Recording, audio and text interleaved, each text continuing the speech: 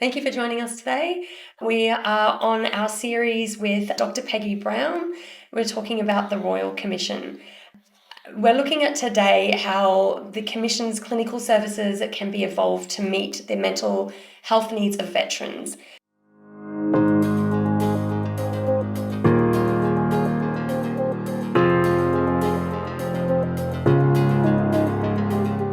There's so many important messages to be there. There needs to be real structural changes. There needs to be a real change in changing the entire environment of defence and the environment of DVA to make this a sustainable change. And it needs to also be something ongoing, something that is long-term, something that is monitored, something with ongoing outcome measures so that it doesn't fall the way of previous Royal Commissions, previous investigations into defence and DVA, and that these are actual recommendations that when we look 5, 10, 15 years from now, that there will be real ongoing change. One of the particular clinical recommendations that I thought was really important was the specific recommendation for a centre of excellence for trauma and traumatic brain injury in veterans, because I think this is such a huge area. And I think particularly the traumatic brain injury area is something that's grossly under-recognised, undertreated, and that's an area that I'd really like to see expand greatly with so many really excellent treatment options that exist, and I'd like them to become available to Australian veterans.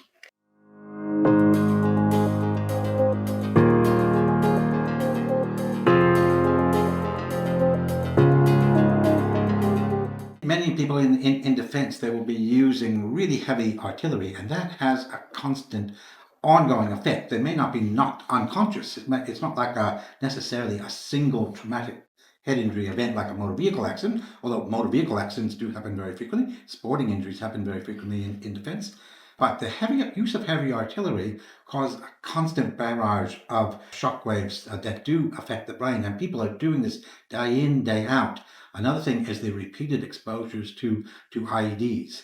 And again, the veteran or the defence member may or may not be knocked out, but they have a direct exposure to really strong shockwaves. And many of them have had this on a repeated basis. And that really needs to be recognised. And most importantly, it needs to be treated, because there are so many good treatments out there that exist for traumatic brain injury. But you've got to recognise it, you've got to diagnose it, you've got to evaluate it, and you've got to get them to a centre of excellence for treatment. And that should exist in Australia.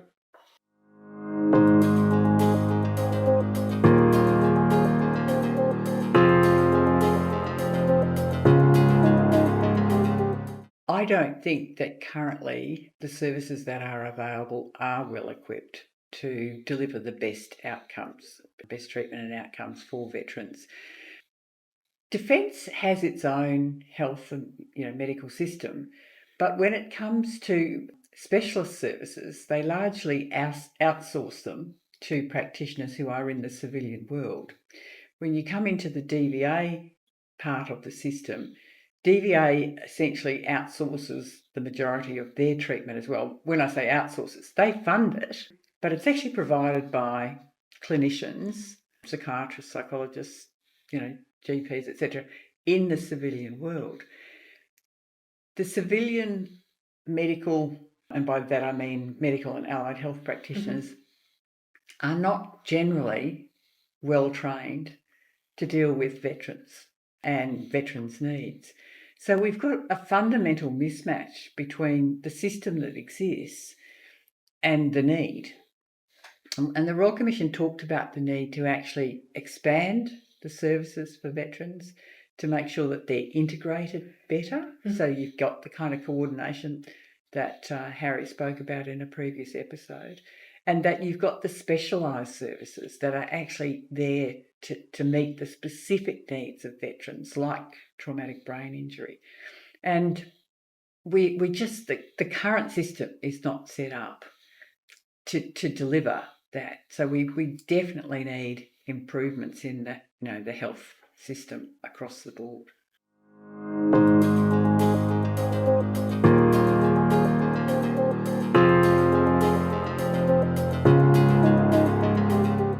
Yeah, look, I mean, I think certainly having a greater awareness of what the issues are, having a better understanding of military cultural issues. I mean, they speak different language, and you need to understand what military life is like if you're actually going to understand the person sitting in front of you. So, at any clinician out there could take steps to improve their understanding and awareness of those kinds of things. Now, not everyone's going to want to do that, but it would be great if we could have more people who were willing to take that on, and then to build the kind of expertise that specialist expertise. And again, not everybody, but at the moment we don't have, I think, enough of that specialist expertise. I mean, going back several decades, DVA used to run the repatriation hospitals. Right. And so there was almost like a parallel health system for veterans. And they had that level of specialist knowledge and expertise. And then a decision was taken to move away from running repatriation hospitals. And that, I guess, body of specialist expertise and knowledge has kind of dissipated somewhat over time. We need ways in which we can build that up again across all of the specialties. I'm not just talking here about mental health. And, to actually then, as I say, integrate that with primary care systems. For example, GPs, how do we actually support GPs to actually deal with veterans better? So there's again, there's different layers of what's needed, but the clinical workforce out there needs to be engaged in this. They need to understand the need for it. They need to, be committed to actually playing their part. Yeah.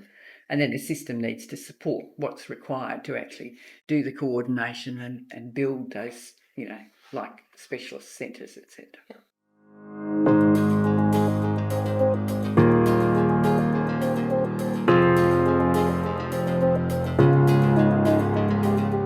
Well, the key in civilian medical care in Australia is the GP. The GP is the key coordinator of all clinical care. So yes, we do need upskilling in all specialties. In medicine, they do need to be upskilled to be able to understand what is happening with veterans. So it should be in medical school, nursing school, allied health school. It should be in all registrar training in every specialty. But where the most important player in this, in my mind, is having a GP who understands the needs of veterans, and to get that GP on board even before they transition out of defense and back into the civilian world, because you want to have that continuity of care. You want them to start building a cohesive civilian medical care model of different specialists, multidisciplinary team headed by the GP, who can coordinate their care as soon as they leave defense.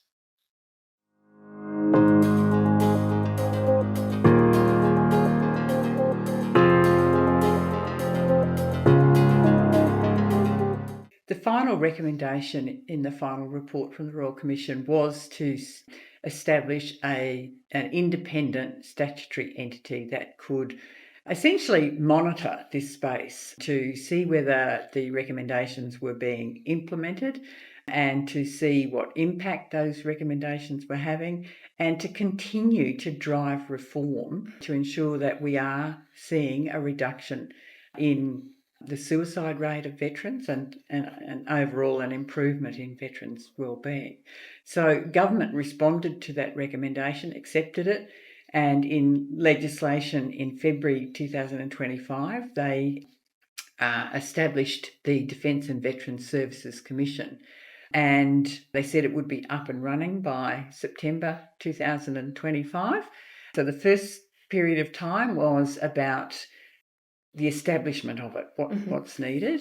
And from the end of September 2025, it's now up and running. They haven't yet, as of today, in October 2025, they haven't yet appointed the permanent head of that commission, but the recruitment process is underway.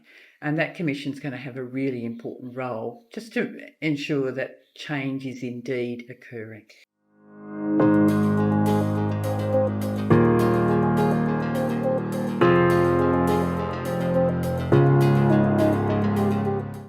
I'm not sure I can answer that Yeah. because I don't think government has made that clear Okay. as yet in terms of what will be the outputs from that commission. One would certainly hope that there is quite a deal that goes into the public domain, as well as the opportunity for them to deal directly with, the various departments and with government, conversations that need to occur at that level as well. But I think that the people of Australia need to be supporting the changes that the Royal Commission recommended. We all know that if you don't continue to keep an eye on things, any change that occurs, it will revert back. And government will continue to respond if the people indicate it's important enough. And that's what they did during the Royal Commission. That's how the Royal Commission got established in the first place. The voice of the people said, we need a Royal Commission. And ultimately the government said, yes, okay, we'll have a Royal Commission. And it's the same process essentially post the Royal Commission. The people of Australia need to care enough to continue to watch what's happening, to look at what's coming out of the Defence and Veterans Services Commission, and continue to have their voice heard, saying this is important, we've got to see this change, we want to see the recommendations being implemented, we want to see the suicide rate coming down, we want to see more people being attracted into defence, we want to see changes in the health, the clinical services, we want to see changes in DBA, all of those things. So that's my message to the people of Australia is please stay involved, care about the people who put their lives on the line to defend our nation, and make your voice heard.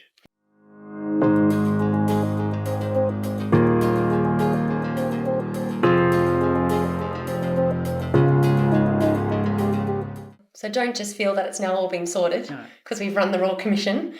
Actually look forward to what comes out of the commission that's now overarching that and going to release hopefully details, and advocate for your returned servicemen and women. That's right. And keep advocating for change and hold it accountable. That's right. Because we actually are the Australians that can hold it accountable, and whilst you may not be someone serving, you can help the people serving by making sure that change is continuously happening. So I would encourage you to look forward to what comes out of this. We're just past September now, but obviously there will be information released on what the Commission is looking at and where the findings come, and continue to watch for that. And if you're not finding that there is anything coming out to the general public, look for it, advocate for it, call for that change. I would really like to extend a big thank you to Dr. Peggy Brown and Professor Harry McConnell for joining us today. Thank you.